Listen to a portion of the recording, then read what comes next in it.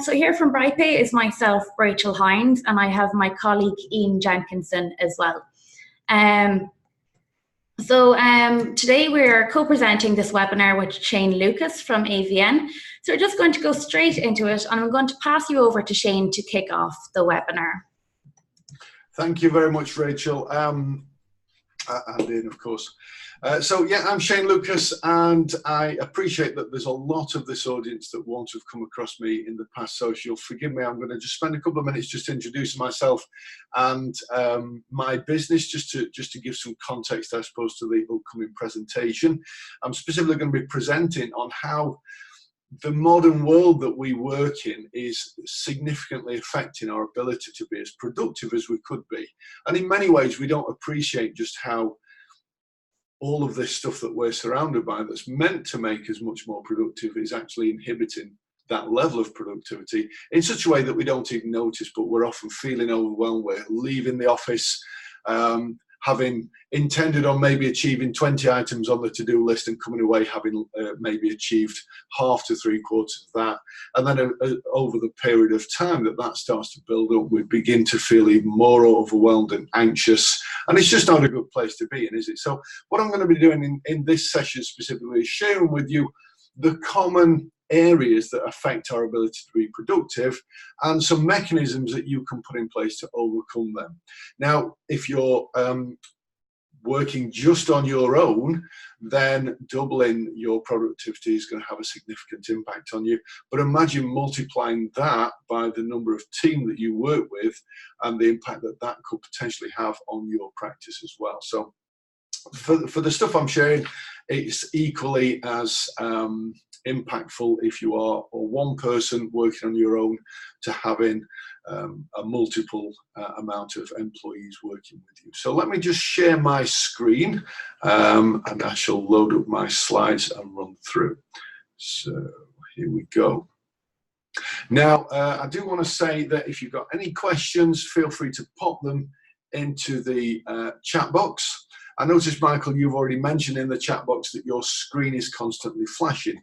I would welcome anybody else just to put a note in the box to say that's happening to them. It certainly wasn't happening to me when we had a test run through earlier with Rachel. So yeah, just pop a note in the chat box if that's happening to you.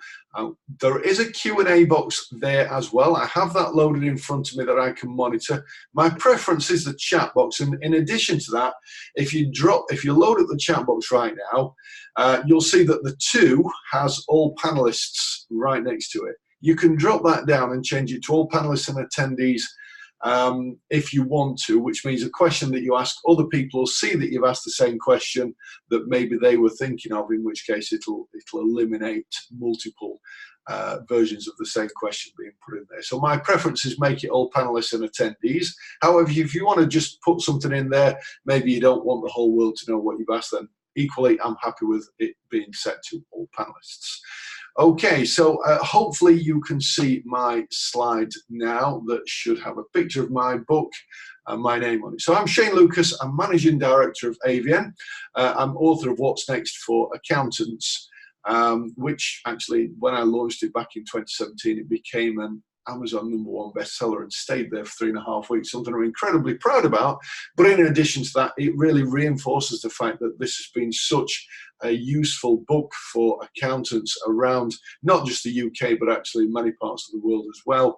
And it's helped them put mechanisms in place that overcome the changes that are happening that are affecting the accountants profession right now. If you don't have a copy of that book, you're more than welcome to a copy of it by attending this webinar. Just the mere act of registering for it, you should have received a link to download that.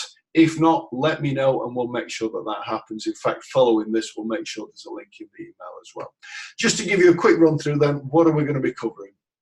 The agendas today, I'm going to just expand a little bit more on who are AVN and myself and the stuff that's important to me.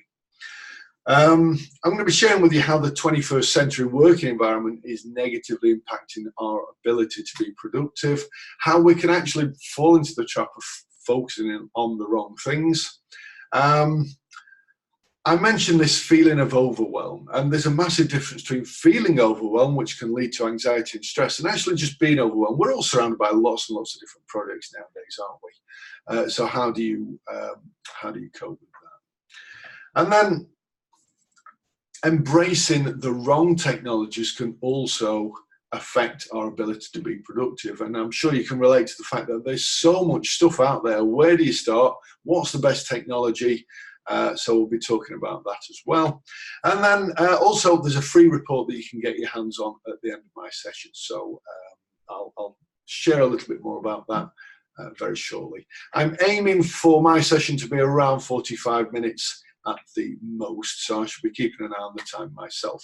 Right then, just something personal to me. My personal purpose, if you like, is enabling people's ability to make better lifestyle choices, and that's really on 3 different levels. So from a personal point of view, I raise money through various different activities for a charity that helps people recover from brain injury. Our brain is obviously the thing that's responsible for enabling us to make choices. It makes the choices. There are people around the world that suffer from a variety of different things that affect our ability to have great lifestyle choices in terms of our standard of living, from poverty to abuse and various things like that. So I do what I can to help them through my business.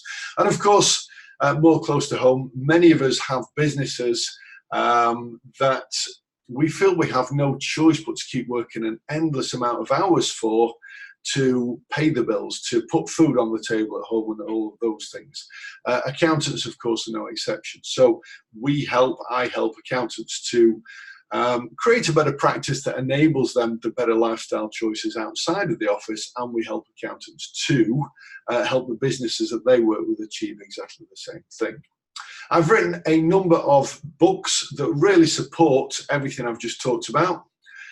In fact, I've got another one on its way. That's a working title and a working design, but I've got another book on its way out in the coming weeks as well. So I'm looking forward to the release of that. Okay, a little bit about AVN, and then we'll get to the crux of this webinar. So AVN is a coaching and training organisation for accountants. We're a UK-wide predominantly community for accountants. We help accountants to really grow their practice in a scalable way that doesn't add to the amount of hours that they're working, but enables them to reduce that whilst generating more profitability and more sustainable practice. Today, and we've been going for 21 years, as of May, we've helped over 2,800 accountants in practice to improve their practice. Through those accountants, we've positively affected the lives of the owners of over 470,000 businesses, and through our links with B1G1, we've aligned ourselves with the global UN goals. Collectively, as a community of accountants, we've impacted on over 9 million lives throughout the world as well. So we're closely aligned with the UN global goals, and our channel for doing that is B1G1.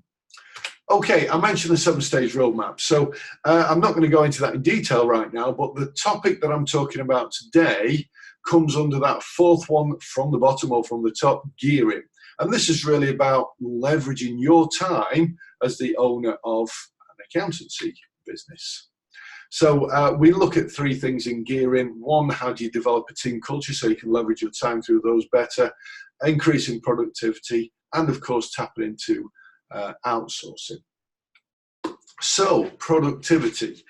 Often we feel like we're dragging all of these sort of balls and chains, don't we, as we're trying to progress through the day. Things hold us back from achieving what we wanted to at the beginning of the day. Now, I often use this next slide. This was the first motorbike. It was actually officially a moped that I had on my 16th birthday. It was a gift that my parents generously bought me, probably just to get me out of the house more. But the story behind this is that for the first 6 months that I had this bike, I thought it only had 3 gears. So imagine that I'm whizzing around all the little back streets and things like that. The engine is absolutely screaming its head off in 3rd gear and touching about 25 miles an hour, which wasn't as fast as I'd have liked to have been traveling, but I assumed it was the limitation of the bike. One day, purely by accident, I went for another gear and found one. So it actually had 4 gears. And the result of engaging that next gear was that the engine relaxed and the bike was able to move at a faster pace. And if you take that analogy and apply it to most business owners, you imagine driving along, your car's in first gear, your foot's to the floor, the engine's screaming, but the vehicle isn't moving very fast. Change that gear and suddenly the engine, the owner of the business, relaxes, the vehicle, the company starts to progress much more. So that's the analogy behind this. Okay, so what is productivity? And I had a good think about, well, what do we mean when we say productivity? And really, I think the definition of productivity is really high performance, but also on the right stuff. We can all be busy fools working on the wrong things, can't we? So high performance on the right stuff. So let's just break down high performance. For me, that's your maximum speed and maximum accuracy. There reaches a point where maybe the accuracy can go if we try and work too quickly, and likewise to make sure that we're overly accurate, sometimes we don't progress as fast. So it's getting that balance right, isn't it, to be productive. Now let me just frame this up. Quite often when we sit down to do some work, whether it's producing payroll for people, whether it's producing compliance work, whether it's doing bookkeeping, or whatever the project might be, this is what we think happens. We believe that the moment we sit down to do a job, our brain, so this graph here is representing our mental capacity, our brain pretty much instantly achieves 100%, and we're working on that at 100% until we're finished. The reality is very different. So our brains actually take 11 minutes to achieve maximum performance. So 11 minutes, that's a long time. Just imagine that car setting off from a set of traffic lights. You've got to go in first gear, then second gear, then third and fourth and fifth. In fact, my car's got 8 gears, so that feels like a long time.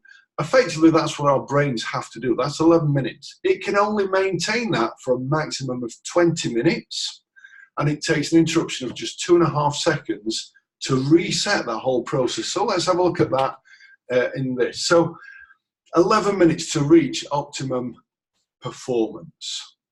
But we can only maintain that for 20 minutes before that starts to really wane.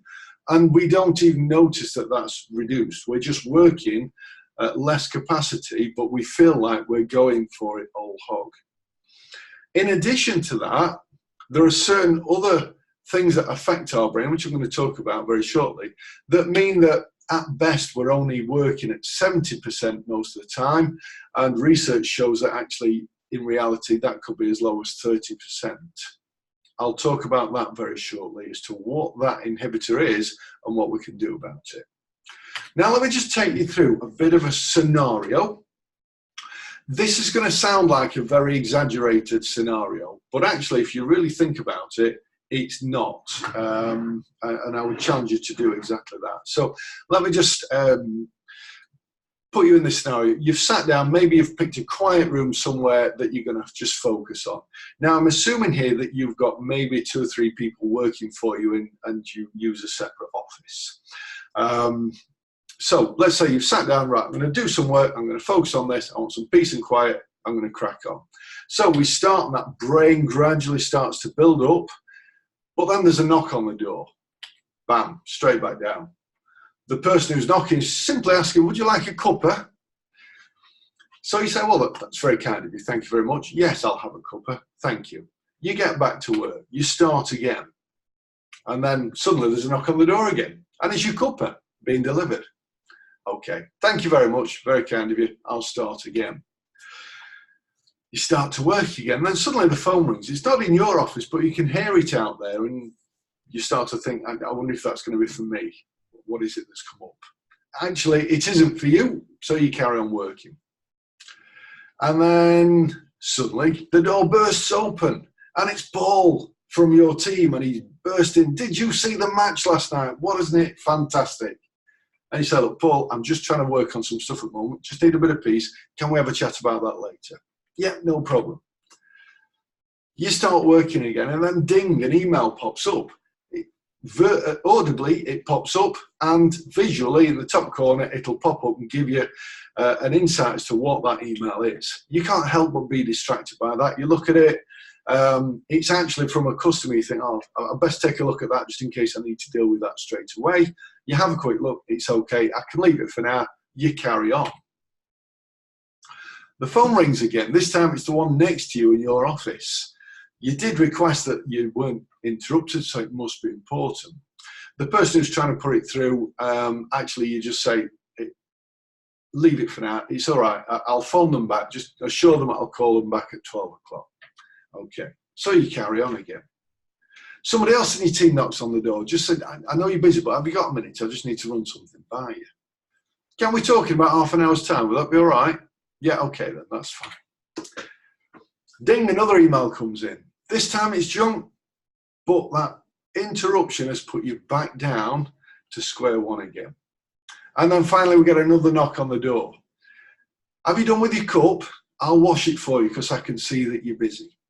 Now that might seem a bit of an exaggerated set of circumstances. Now, if you look at the timeline across the bottom here, you'll see that that was maybe over the period of about 45, 46 minutes. I'm going to show you some research that actually shows that if you've got a team of just as few as 4 people, including yourself, the average amount of interruptions that you are likely to get within a 1 hour period is just over 14.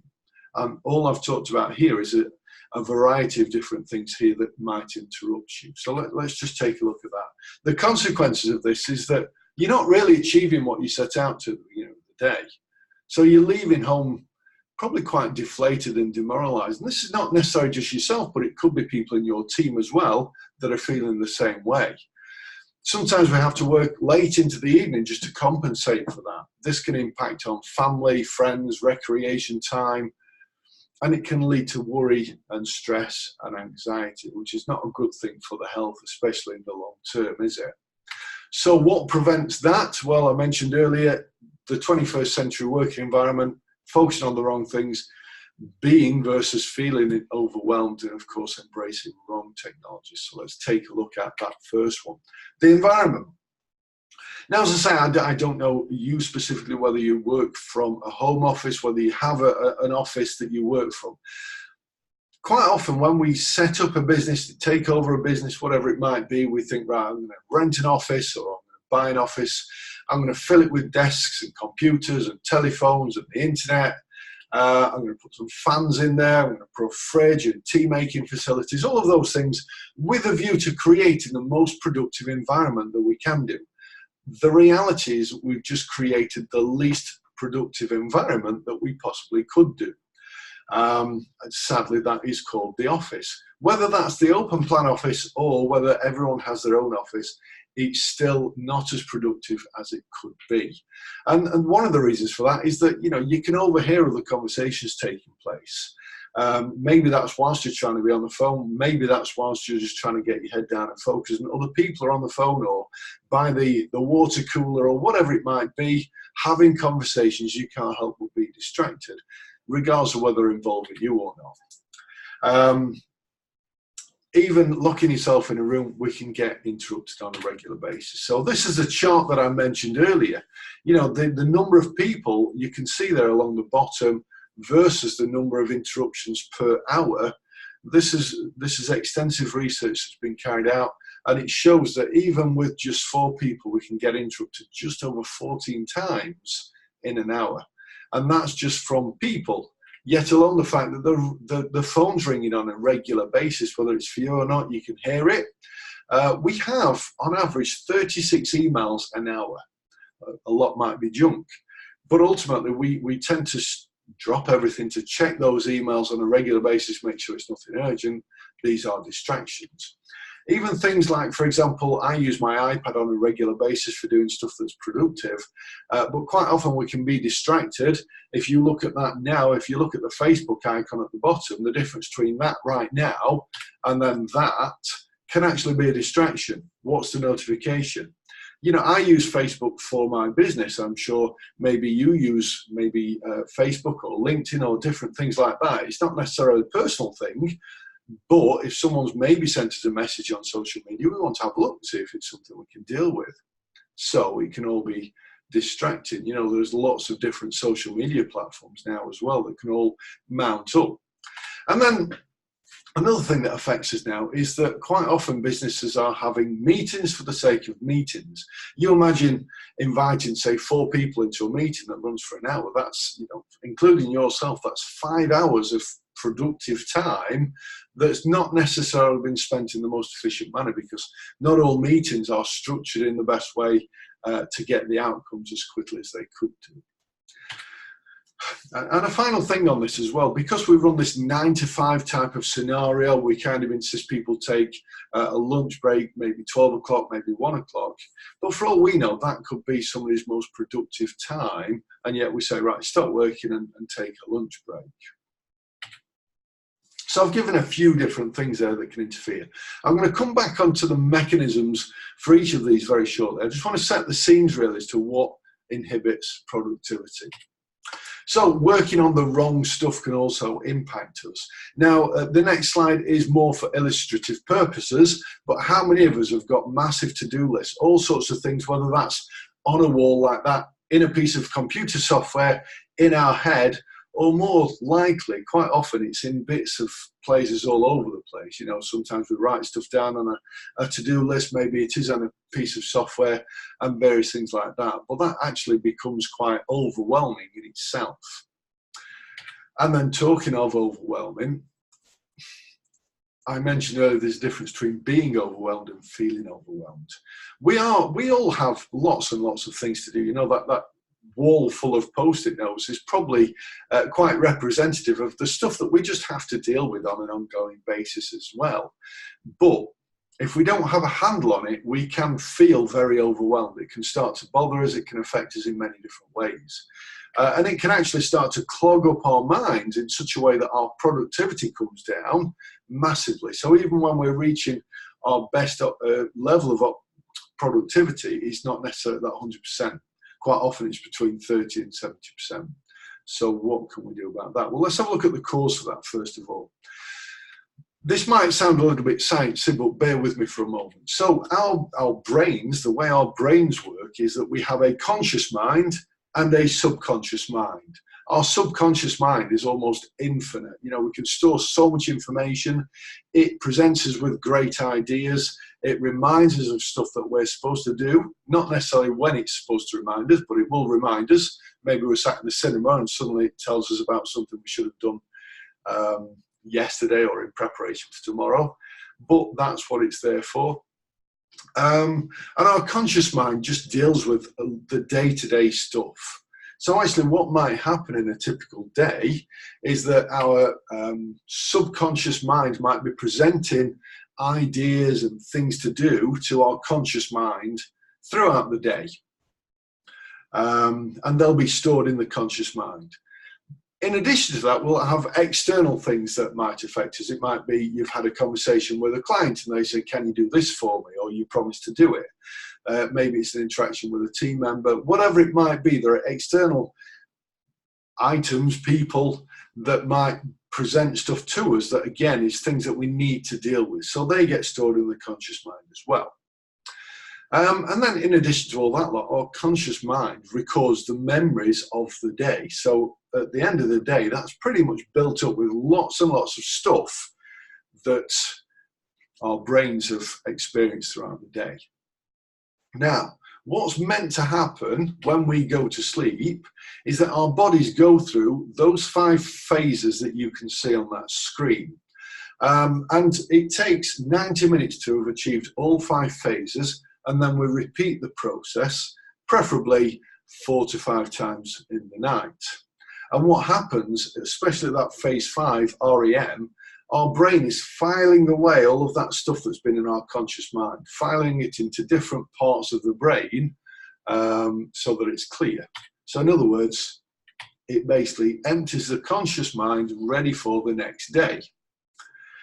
Now, if we don't get quality sleep, if we, for some reason, we have disturbed sleep, or for whatever reason we don't reach that REM stage, or not as efficiently as we should do, then it can leave a lot of stuff in that conscious mind. And over a period of days, that starts to build up to the point of us feeling overwhelmed. Various other health-related issues can come from that, mental health specifically. In addition, though, our subconscious mind will reject anything that hasn't been sufficiently dealt with, or that it can be assured is going to be dealt with. So some of those things that might be buzzing around this subconscious there, they won't get filed away if it's still to be dealt with. And it can't be assured that it's definitely going to be dealt with the next day, for example, or whenever it might be. So what can happen is there's a lot of stuff still buzzing around that conscious mind. That can interfere with our sleep, because we might wake up in the middle of the night and think, oh God, I didn't deal with that. But also it can just over time clog up that conscious mind. So I'm going to come back to that very shortly and share with you some mechanisms for dealing with that. And then finally, we are in the 21st century and we've seen a massive explosion in technologies, haven't we? Choosing which technology is best going to serve the accountancy practice is a minefield in itself, isn't it? You know, there's people are talking about CRMs, client portals, GDPR, how do you overcome that? Project management, bookkeeping packages, all of these different things make life difficult, you know, keeping up to date, researching, testing. What's the best product for me? And I'm sure you can perhaps relate to this. You know, you do a lot of research, you think, right, I'm going to go with this particular product. You start to implement it. You go to an event, you talk to another accountant, they say, I want to go for that one. I use this one. This is brilliant. And then you start to doubt yourself. You start to look at it and think, well, actually, it doesn't do everything I want. And you can spend a lot of time chopping and changing pieces of software. That means that your level of productivity is dropping because of the research that you're doing. So let's just take a look at each one of those again and what mechanisms can be put in place to help you to overcome those and reach optimum productivity for yourself and your team. So first of all, we looked at this, didn't we? Just the typical distractions that come from phone calls, emails, and people, of course, customers no exception, that keep the productivity low. How can we get that there? Well, let's just remember that it takes 11 minutes for the brain to reach optimum productivity, and it can only really maintain that for 20 minutes. If your brain has a bit of a reset period of maybe 5 minutes, it can start that process again. So there is, and I recommend make a note of this, the Pomodoro technique. Now, if you type in Pomodoro technique into Google, preferably this afternoon, you'll come across a website that shows all of the research about this. It reinforces this, but it also gives you a technique. Well, I'm going to share with you the technique anyway, but that website will give you a little bit more detail. So the technique is recognizing that this happens 25 minutes in, your brain's starting to peter off. So embrace that, understand it, and then make your brain have a relax every 5 minutes of every 20. So I personally put on my door when I'm focusing on big projects, I'm having a Pomodoro day, is effectively what that says. And what I do is I just set my phone on a countdown, 25 minutes. I'll work solid for 25 minutes. I'll make sure I'm not distracted in any way, shape or form. Phone goes off, emails go off, everything is on do not disturb, and I'll focus on that for 25 minutes. When that 25 minutes is up, I then reset it again for 5 minutes. In that time, I may look at emails, I may go for a walk, I might make a drink or something like that. And I'll repeat that process. And I find that I just get so much nailed, and the people I've talked to about this have shared exactly the same experiences. So that's one way. Another way, of course, of reducing distractions is maybe to work from home and encourage your team to do the same so that you're getting away from those distractions, but make that a day where you're not taking phone calls, you're not checking emails as well. Now, personally, and I advocate this to other people as well, I'll go out and I'll find a park bench and I'll work on stuff, somewhere that's just a different environment. That's a scene of a bench that I typically sit at Rother Valley, which is near to us in Sheffield. And that is the bench I'll quite often go and sit on. It's lovely. And quite often in winter as well, I'll go find a Weatherspoons. It's free heating, it's free Wi-Fi, It's unlimited coffee for £1.25. What more could you possibly ask for? Now, you might say, well, it's quite noisy in those places, but ultimately it's white noise. It's not something that's going to prick your attention and think, is that something I can help with, which you might get in the office with conversations and phone calls. So there's just a few tips there for reducing distractions. If you do have an office that's pretty much like that, you've got people in there, a recommendation that I would also give, and maybe you just make this once a week, just have a quiet time. Let's say it's 2 hours every Thursday morning, no emails, no phone calls, your out of offices get set up, your answer phone service gets set up, and everybody just gets 2 hours of absolute peace and quiet. Just take a look at the difference in productivity that in itself achieves. The final point on this as well is that we all have different times throughout the day that we are at our most productive as well, naturally. So many years ago, I was at my most productive late at night. So I would get my computer out at about 11 p.m. and I would work through till about 4 a.m. That was my productive time. I would then come into the office at maybe 12 or 1 o'clock in the afternoon. Does that matter? I was achieving the results that I needed to. And really, in this day and age, it's results that matter, isn't it? It's achieving the results, not necessarily being in office between a certain allocated time. So we can all be productive at different times, can't we? 36 emails per hour, I mentioned. And that was a stat from actually a few years ago. I suspect that's gone up even more by now. That was 5 years ago. And that was a study that Microsoft did monitoring, ultimately, their Microsoft Exchange and Outlook from a distance. So 36 times per hour. My recommendation here is twofold. One would be to delegate it. So my emails are looked after by my personal assistant. When she's not here, the admin team will deal with those. If the email can be dealt with by anybody else in the team, it will go straight to that person to deal with rather than coming to me. So only things that only I can deal with will come on to me. Also, they'll take a look at is the stuff that maybe can be unsubscribed from. And what they'll do is they'll just mark those for me to have a check. Do I want to receive those or not? And then they'll unsubscribe. That helps reduce that amount of stuff.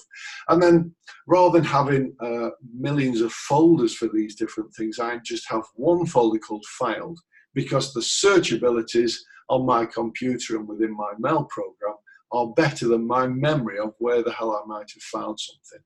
I can just type a couple of keywords into the search and it'll pull up my email. So rather than messing about and searching subfolders, everything goes into one folder, and that makes my email side of my productivity so much better.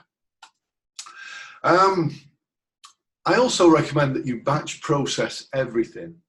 So, for example, and I see this quite a lot now with the accountants that we work with, if I send an email to one of our accountants, I'll probably get an immediate response back to say, I batch process my emails, I only check them, say, 11 till 11:30 and 2 till 2:30 or something like that.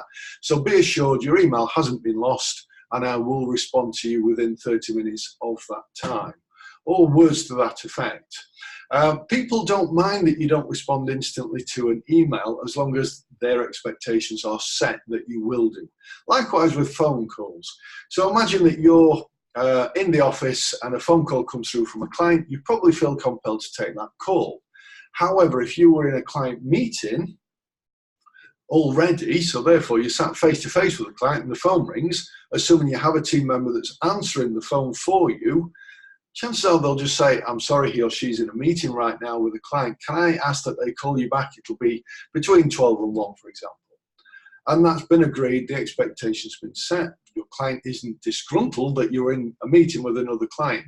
So my recommendation is do exactly the same with your phone calls. Batch process them so that you are just returning calls on your terms. So in other words, you can have some quiet focus time to get through your backlog. This is going to increase turnaround times and everything else that comes with that. Now, if you are on your own, one of the recommendations I always give is outsource the telephone answering services. Rather than going to an answer phone message, there are companies like Old APA and various people like that that will answer the phone in a really polite way, and they can talk through the scripts that you want to put in place and ultimately arrange a callback time that's going to fit you in your diary. So everything's working in your favor rather than you dropping everything on a regular basis. And finally, as I say, batch process, monitoring your social media activities as well. In terms of meetings, just make sure there's a crystal clear agenda on there. I always recommend set specific allocations of time that a topic's going to be discussed and be clear about what outcomes that you want as well. In our office, we have a visual countdown timer so that, let's say we set 7 minutes allocation to a topic, we'll have that counting down, because if you allow 10 minutes for something or an hour, it'll take those amounts of time respectively for a decision to be made. So my recommendation is go for the more condensed, let people get stuff out there, and then you make a decision. Meeting times can be significantly reduced. Also, I recommend using the likes of Zoom. More and more people are using this now. It can be used internally for team meetings. It can be used to have client discussions. I'm not suggesting it ever replaces physical face-to-face, and you shouldn't stop having those, but sometimes if it's just a quick conversation, you can, when you're seeing people's body language, it is much better than over the phone. So my recommendation is tap into that. I also personally use the free version deliberately because it gives you 40 minutes and it counts down. So if a conversation or a meeting's gone over, say 35 minutes, visually on screen it says you've got 5 minutes now before this meeting ends, and it encourages that decision making and that finalisation. So I deliberately use that. So if I ever have a conversation with you on Zoom, be warned. So I mentioned to you about where and when are you most productive. So my Tuesdays, with the exception of today, is typically I'll work from Wetherspoons, either sat outside if it's a nice sunny day or inside, and that is my writing day. I create my blogs and content for videos and various other things during that one day, and I'll nail loads of stuff. I'm away from the office, I'm away from distraction, everything is do not disturb. So my recommendation is consider that yourself, where and when, what times, because also I'm quite an early bird nowadays. I'm usually out of bed at 5, and my most productive time is really early on. And of course, ask your team as well and let them do that. Encourage them to do that and agree with them. What are the results that really matter to you? Because it doesn't matter where people are, as long as they're producing what you need from them, that's important. I mentioned working on the wrong stuff. Now, there have been times in my past, now I'm usually very good at all of the stuff I talk about here.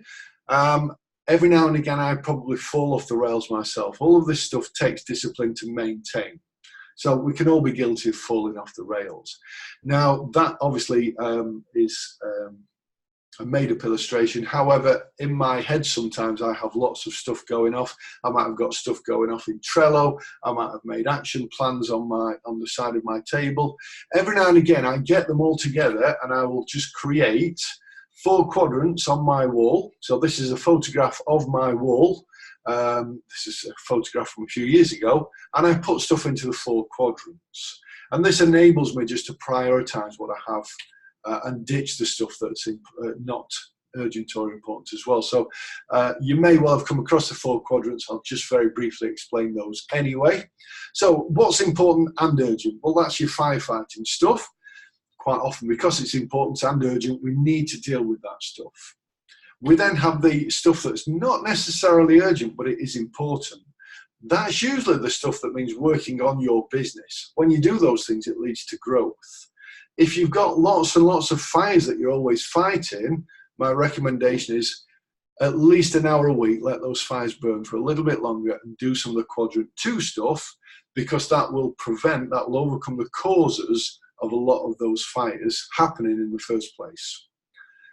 Often it's a catch-22, but sometimes you've got to let the fires burn a little bit. If it's urgent, but it's not important, and a great example is that, quite often clients can shout quite loud, I want this doing, but how urgent is it really? Maybe it's just about setting those expectations, saying, look, the deadline for this is X, or you don't need this right now, but it is something we can sort out. Sometimes it's something that you can delegate as well. if it's not urgent, not important, ditch it. But quite often we need to go through that exercise to appreciate, actually, this isn't something that I need to be doing right now. So my recommendation is ditch it, because we can all have massive to-do lists. Okay, how do we overcome this feeling of being overwhelmed whilst maintaining the big to-do list, I suppose? So this is about clearing the mind. I talked about REM earlier, getting more stuff done and actually sleeping better as well. What we need to do at the end of the day, preferably, is clear our conscious mind of the things that are whizzing around in it. Now, if that means getting those jobs done, great, but it doesn't always, does it? Usually it's stuff we've got to remember and things like that. So the process I recommend here is get stuff out of your head and down onto a trusted system. The mind is for having ideas, not for holding them. I mentioned earlier, you might be sat in the cinema and suddenly something comes to your mind that you should do, you needed to do, and it's not always easy to make a note of those things, is it? When we're at Tesco's, we might remember something that we should have done at the office. When we're at office, we might remember that we need to pick up the dog from the vet or something, and then maybe forget. So you need a trusted final system. Now, actually, mine is Trello, and I'm usually very good now. I say usually, as I said earlier, I can fall off the rails myself, but when I'm on this, it works incredibly well. So for me, everything goes into Trello. However, that's not always convenient. For example, if I'm driving, I can't necessarily put stuff into Trello. So I have different mechanisms. For me, my best mechanism is I've got an app on my phone. I press it, and it's just, I can't show you the watch, but it's just on the home screen there. So as soon as I tilt it, I can press a button and I can record into the watch, and that automatically now goes into my Trello. So your trusted system could be a notepad next to your bed, it could be an app on your watch or your phone, it can be a number of different things, but ultimately, as long as finally you get those things off of that temporary version into your trusted method, then your brain can relax at night and think, no, I'm not going to forget about that now, it's recorded somewhere. Hopefully that makes sense. And again, pop a question there, just say, look, what you just said made no sense whatsoever, and I can expand on that. Do this before you leave the office. In my diary, I've got 15 minutes allocated to make sure that I put everything to my trusted system so that you can plan the next day. This allows you, when you get home, to just relax and switch off so that you can be 100% there with your family or 100% there with your kids, rather than you've still got stuff going around in your mind. So plan the next day. You may well have come across the scenario. It's been on Facebook and various other things a few times, and it stems from a book from about 20 years ago. And it really talks about, in life we have little things that we want to deal with, we have medium-sized things, and we have the really big stuff, and that's represented by the sand, the pebbles and the rocks in that jar. And quite often in life we keep dealing with those little things at the expense of not necessarily, or putting off the big things that really need to be dealt with. So I'm talking about big life stuff here. Maybe it's a family trip to Disneyland that you want to do or something like that. I just need to deal with these things first, then I can deal with that. But actually that same analogy can apply to a day as well. We might have big projects and little projects and tiny little things as well that we need to do. And we quite often deal with those little things that keep cropping up at the expense of them putting off the bigger stuff. So when you get those things right, ultimately, deal with the big stuff, deal with the medium-sized stuff, what you find is that you've got room for everything to fit in. And that's the analogy that goes through. Now, I actually still have that, which I keep on my desk as a permanent reminder. So I recorded just producing that at the time on video, and then I kept it on my desk. So in the morning,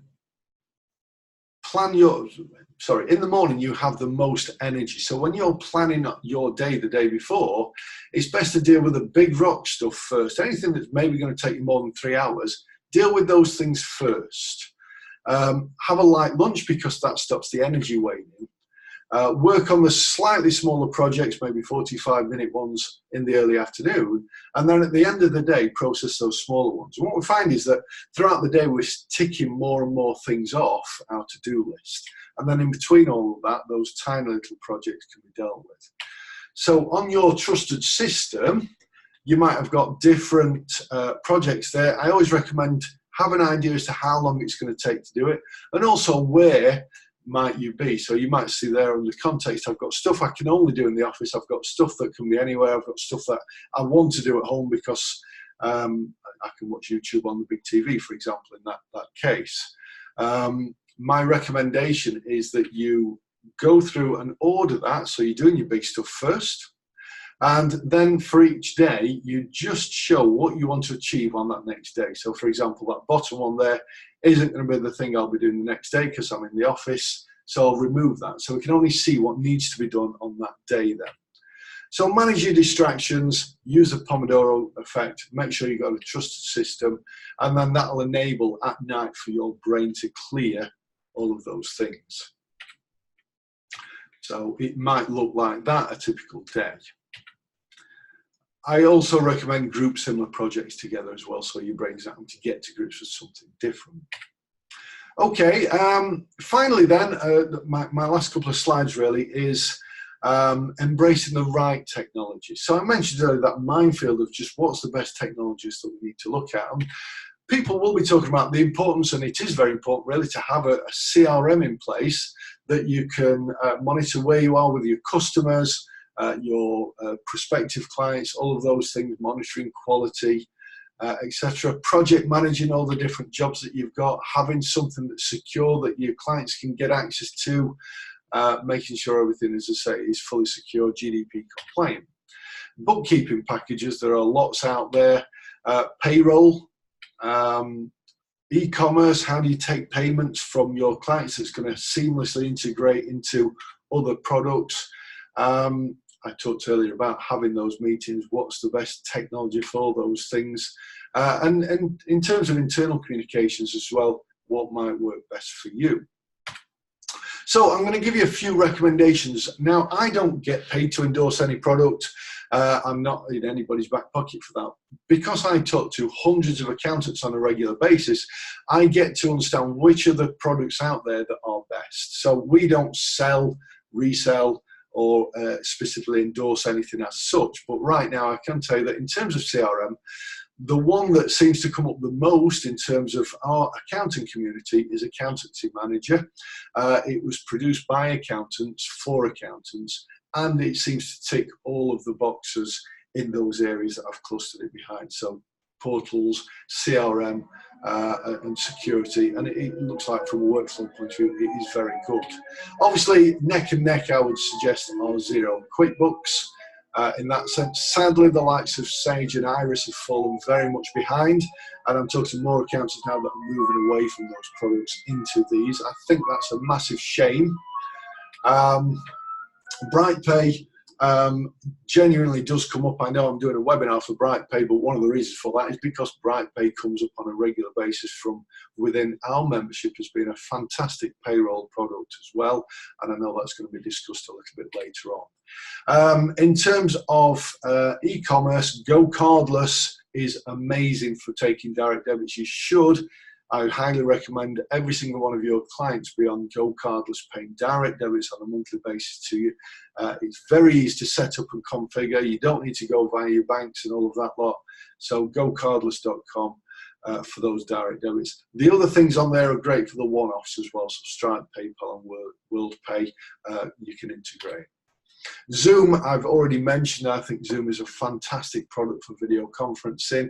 And then in terms of internal communication, Slack seems to be the one that comes up the most popular as well. So if you've got any difference of opinion on that, feel free to let me know about that. Oh, I noticed that you, James, you've said on there, which I think is fantastic, you converted to BrightPay 3 years ago and you never looked back. Yeah, it is a fantastic product, isn't it? A couple of closing things on here just from me.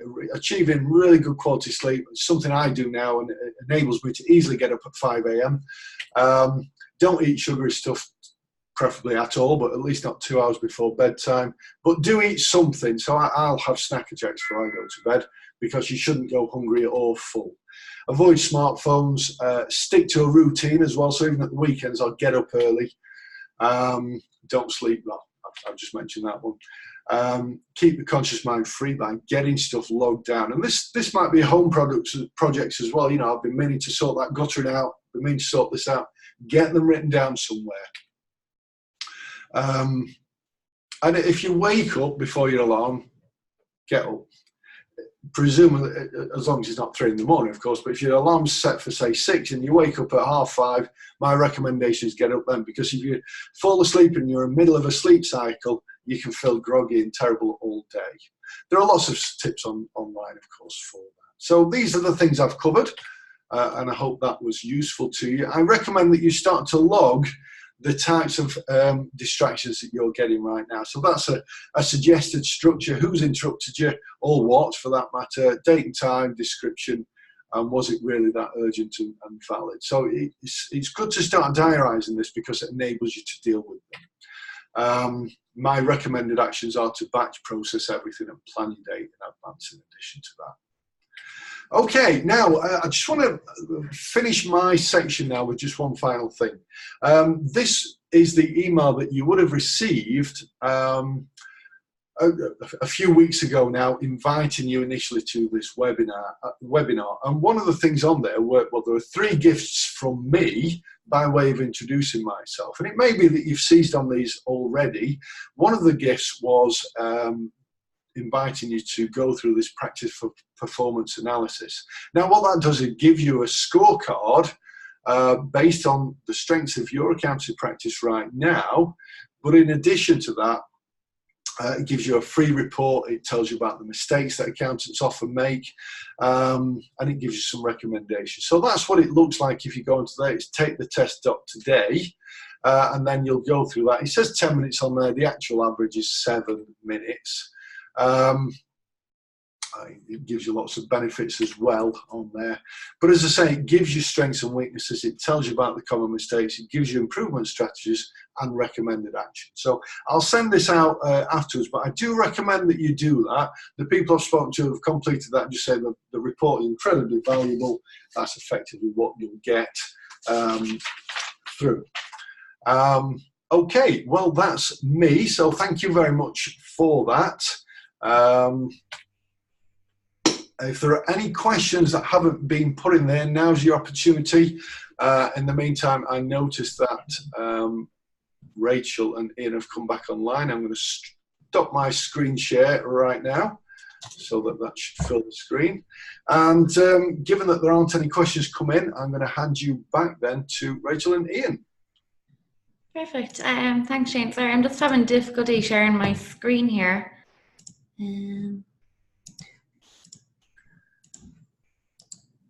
Well, I can help if you're struggling. Presumably, you've clicked on the share screen icon at the bottom. Yeah, seeing is disabled.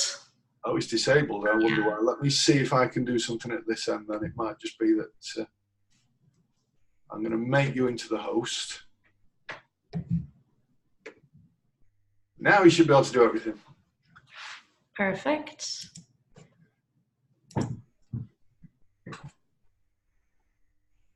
Great. So thanks, Shane, for that presentation there. I was actually very interested. I think there's a few things we can take from it ourselves, really. Lots of notes. Very welcome. Well, listen, hand over to you. I'm going to still be here in the background, but I'm going to switch my screen off.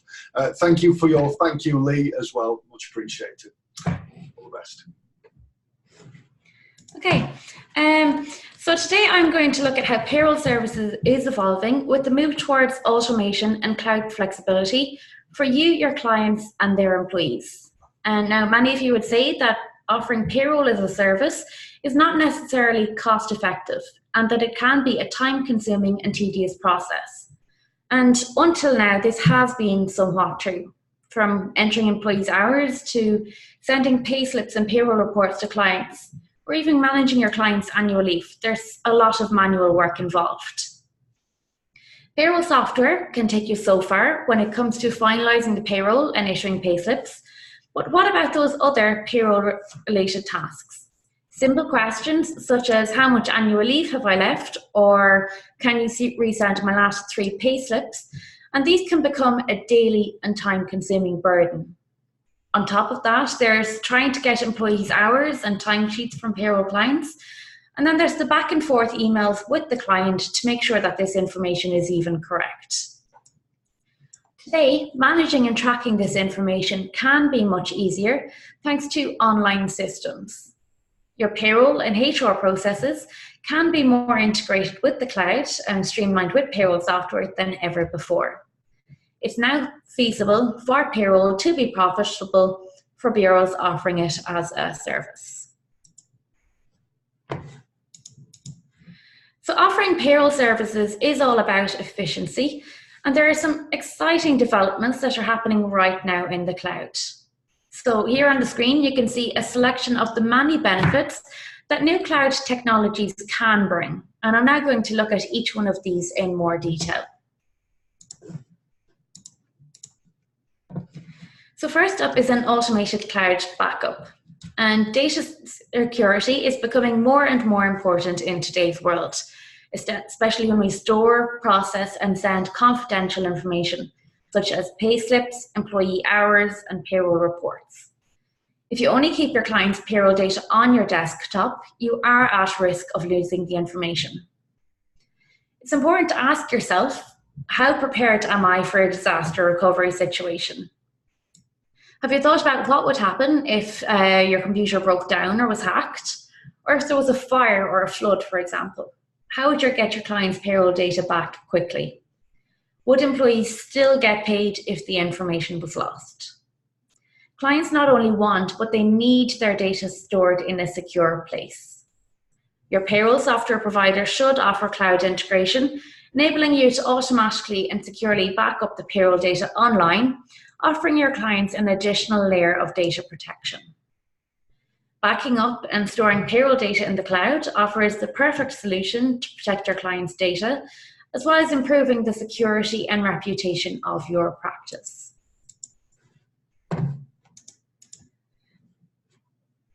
So the next benefit of cloud innovation is online dashboards. And generally speaking, payroll bureaus email reports and employees' payslips to clients each pay period, which, aside from security issues, can be quite a laborious and time-consuming task. A client online dashboard can automatically synchronize client information to one central online location, providing many time-saving advantages. Payslips and payroll reports are automatically available to clients, eliminating the need to email these to clients every pay period. This level of client access helps reduce HR queries and payroll administrative tasks by automating these processes online. So that's the online employer dashboard, but why stop at just the employer? By storing payroll information in the cloud, you can also have an employee self-service dashboard with online payslip access. With an employee portal, the employees can log in and view a payslip library with a full history of their payslips. They can view and download payslips and other payroll documents, such as a P60 or P45, or even auto-enrollment letters. Online payslip access eliminates time spent distributing payslips to employees each pay period, be it by printing paper copies or distributing or emailing attachments. Instead, payslips are automatically available either on the payday or maybe one day before payday, whenever you specify for it to be available. And for bureaus, this offers massive time savings advantages.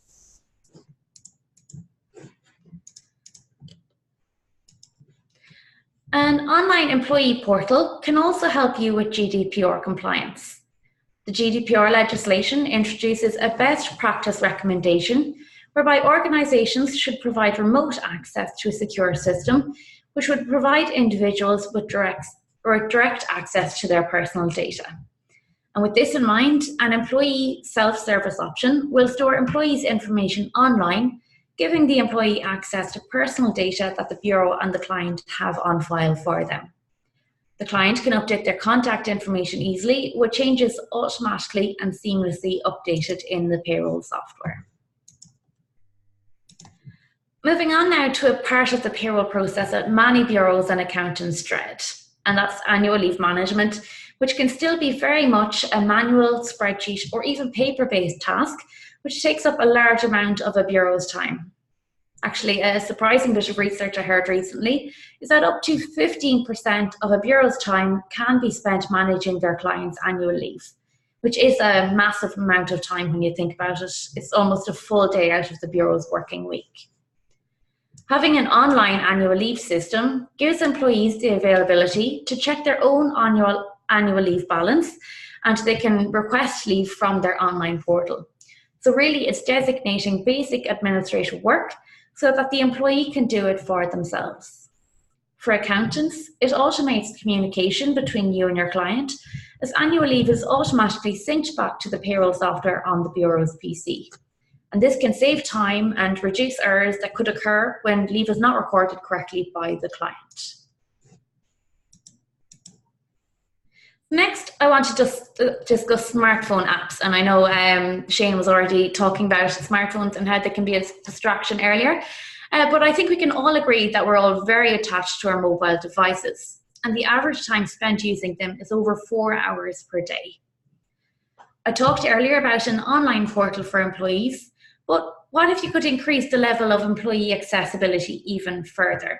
What if employees could download and log into a smartphone app where they could get notifications directly to their device? Employees would be able to view and download payslips and view and update personal details, access employment documents, and even view their annual leave calendar and leave balance remaining, all from their smartphone. They could even request annual leave on the go. And personally, that's one of my favorite features with my own employee app, just being able to request leave wherever I am.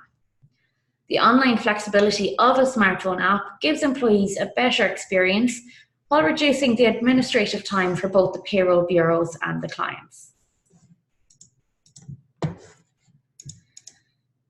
Integration between online portals and payroll software is another way to reduce your workload. For example, accurately recording clients' employee hours can be a very cumbersome task. Most accountants receive their clients' payroll information in a spreadsheet, or maybe even in the body of an email or over the phone. The bureau needs to re-enter all of this pay information into the payroll software, leaving a lot of room for mistakes and human error along the way. And of course, there's the waste of hours of re-entering information that's simply just sitting in front of you. With cloud payroll portals, clients can easily enter their employees' hours or even their payments, additions and deductions for the pay period. And once the employee's pay information has been submitted by the client and checked by the bureau, these details can be synchronized to the client file on the payroll software. And here it will automatically populate the pay information for each employee for the pay period.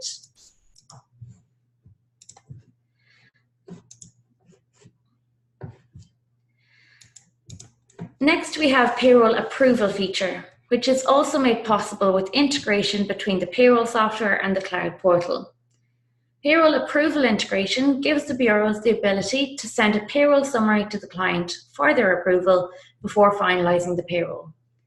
Clients can review and authorize the payroll run at the click of a button through their online employer dashboard. Ultimately, your clients become 100% accountable for ensuring the payroll information is 100% correct before the payroll is finalized. Client approval functionality is transforming payroll services for accountants. Gone are the 8 days of emails back and forth with the client to request final authorization of the payroll each pay period. Last but not least then is the payroll audit trail, which has also transitioned from a manual process to automated online records. Cloud systems can keep an audit trail of all interactions between you and your clients, and should a client ever question the payroll, the bureau can provide historical records of the request, including the date and the contact details of each interaction, which is vital when adhering to ever-tightening service level agreements. As you can see with the many benefits I discussed today, cloud innovation is completely transforming payroll services.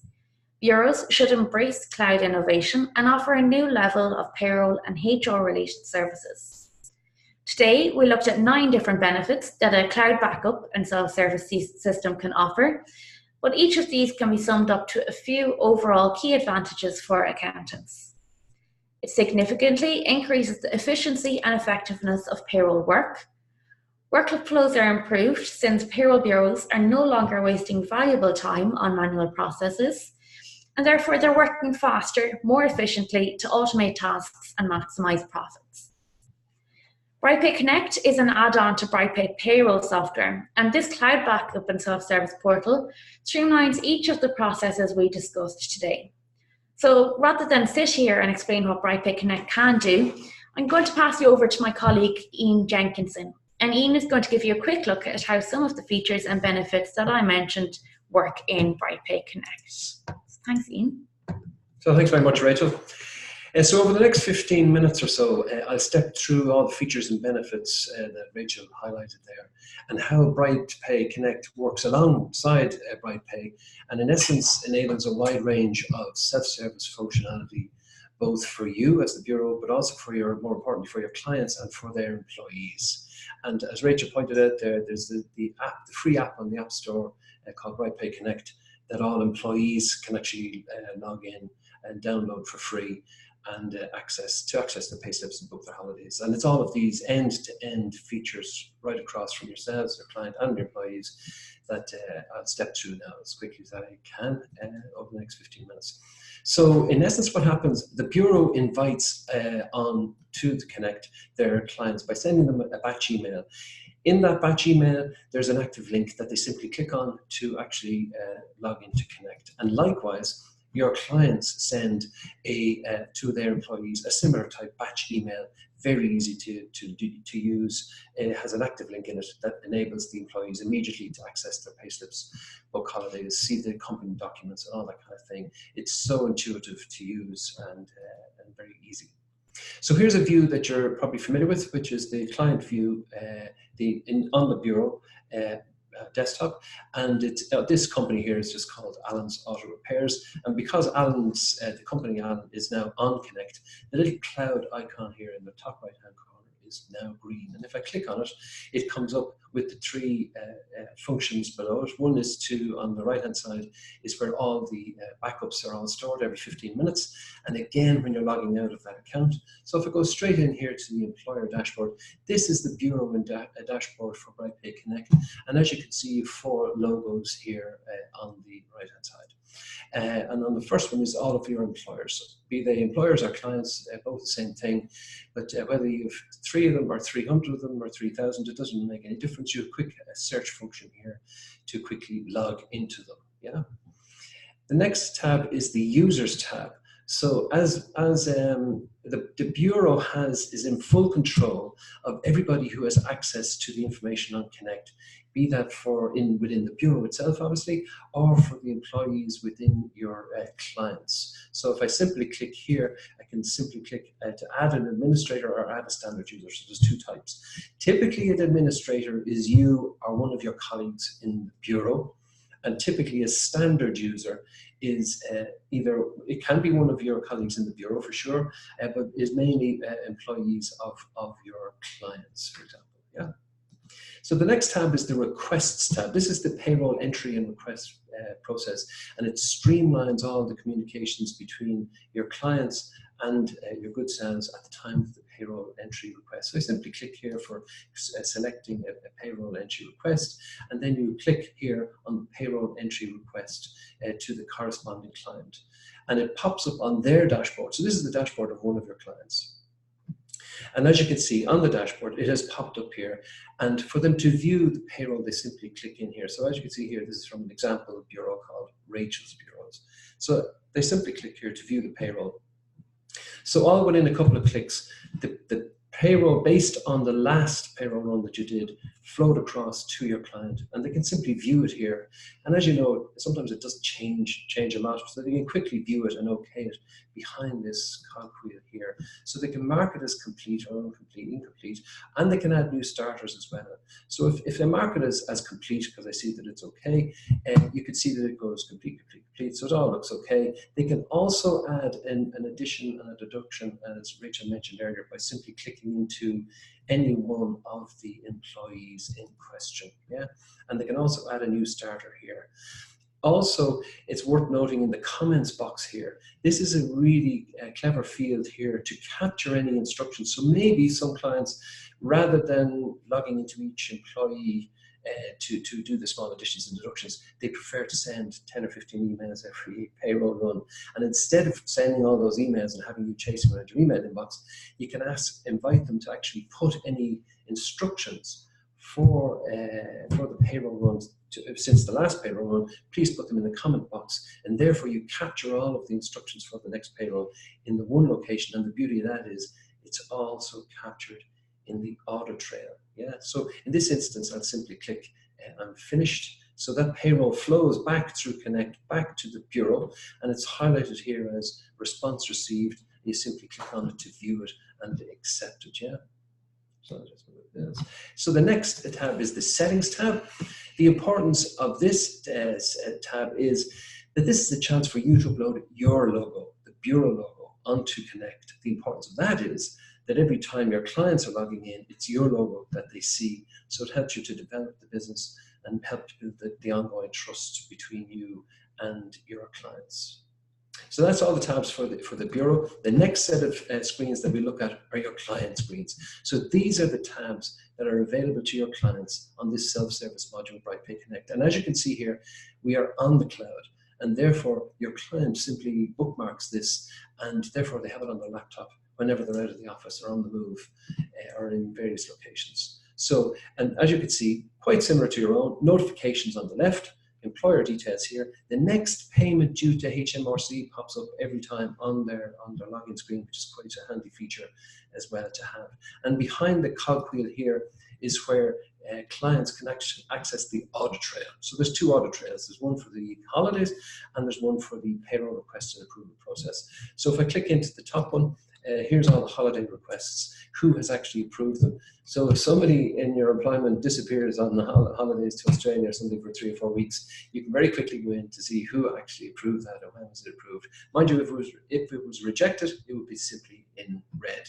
So if I click here on the payroll request and approval process, this is where clients have access to all of the payroll approval and request process, and you can also see who approved it. So if you're having ongoing meetings, SLA meetings with big clients and that, you can actually, they have access to the exact same agreements and timescales and everything. So it's quite a handy feature.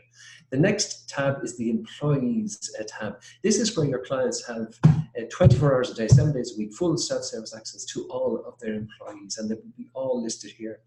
And if you have very many employees, they simply have a search field here as well to zoom in on any one of them to view their payslips or engage with them for whatever reason. Yeah.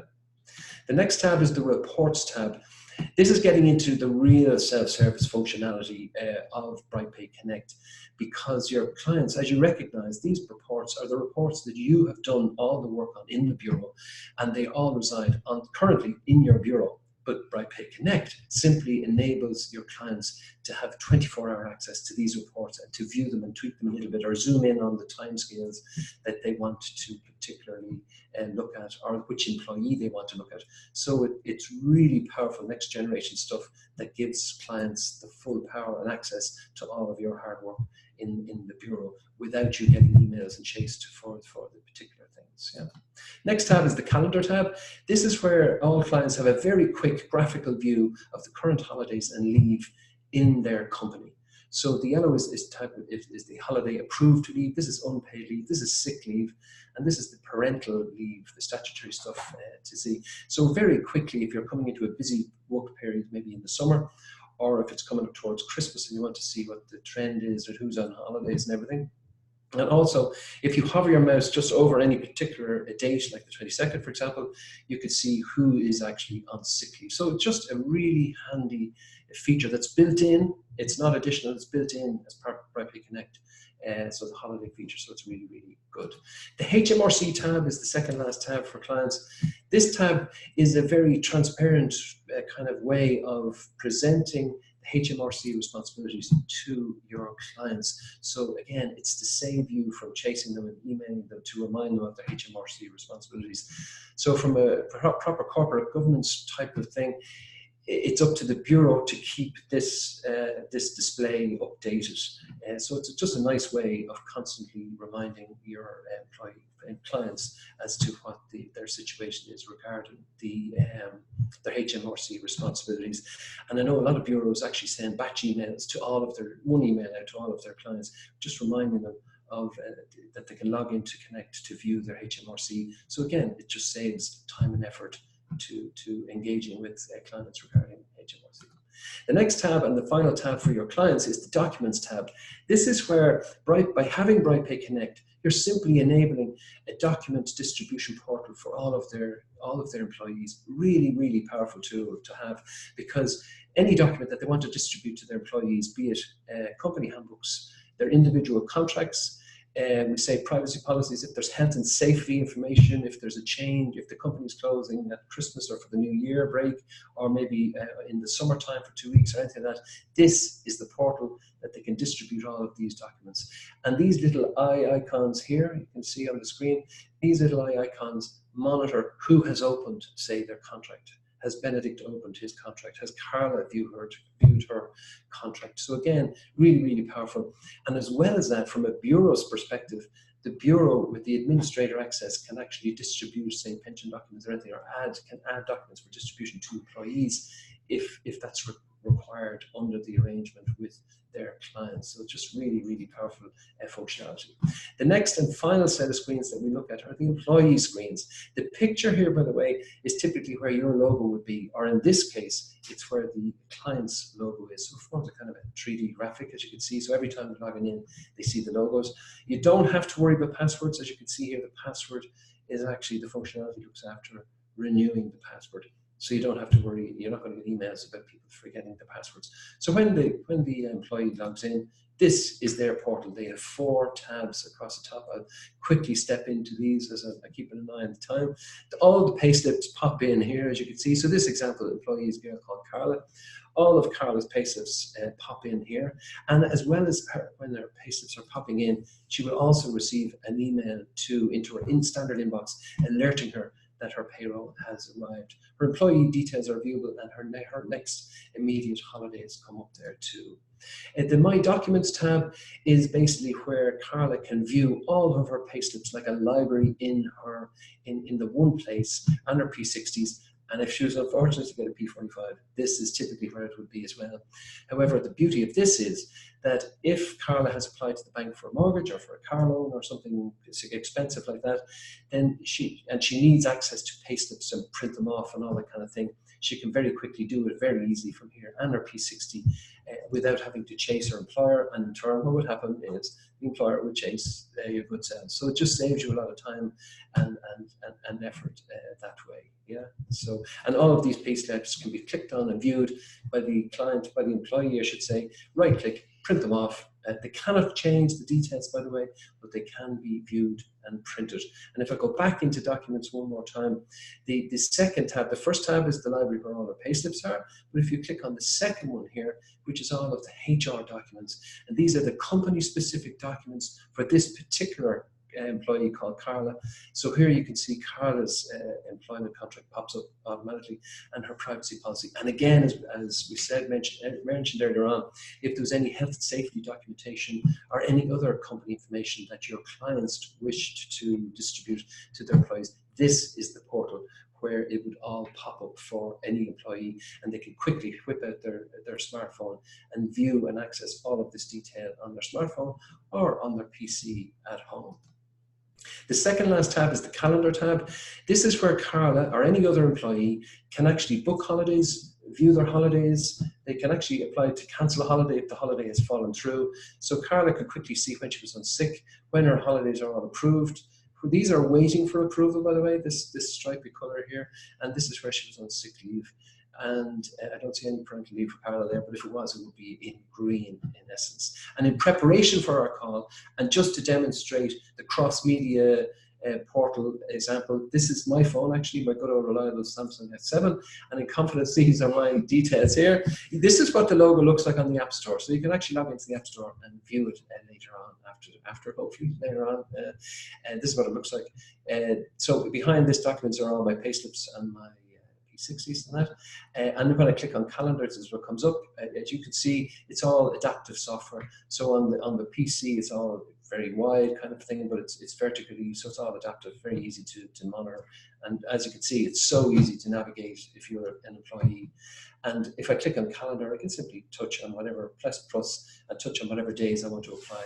It's so easy and fast. So if Carla actually wanted to apply for leave on her PC, she would simply click here on request leave, and here in the drop down, select a couple of days off. And behind this little drop down here is where typically she can apply to cancel leave as well. More importantly, when clients actually log into their employees on the portal, as I showed you earlier on, they have additional powers here because they can also cancel leave. They can also enter all the statutory leave, like parental leave and all that kind of thing. And they can also enter the sick leave here. So basically, you're presenting a complete HR, a self-service management system within BrightPay Connect. There's no additional charge for this. It comes as part of BrightPay Connect. And also, the beauty of this system here on the right is that Carla or any employee can actually quickly view how many days left they have to take.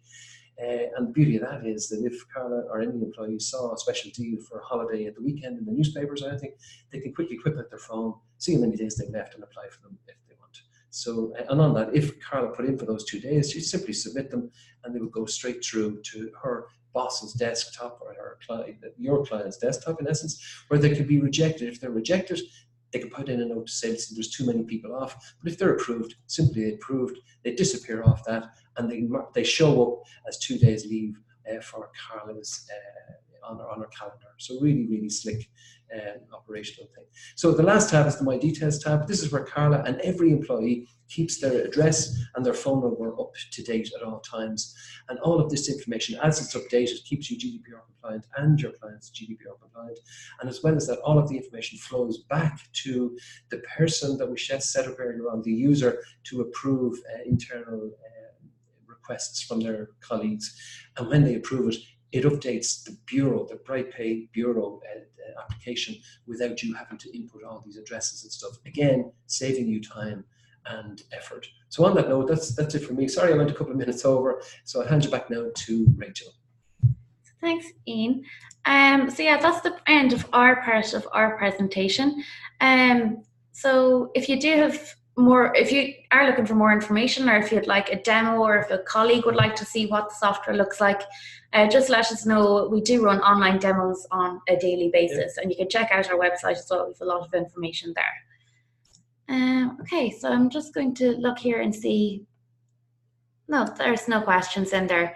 So that's brilliant. I'd like to thank everyone for joining us today, and thanks to Shane Lukas as well for having us. No problem at all. It's been a pleasure. Thank you. No worries. Thanks, everyone. Thanks very much. Bye-bye. All the best. Bye-bye. Bye-bye.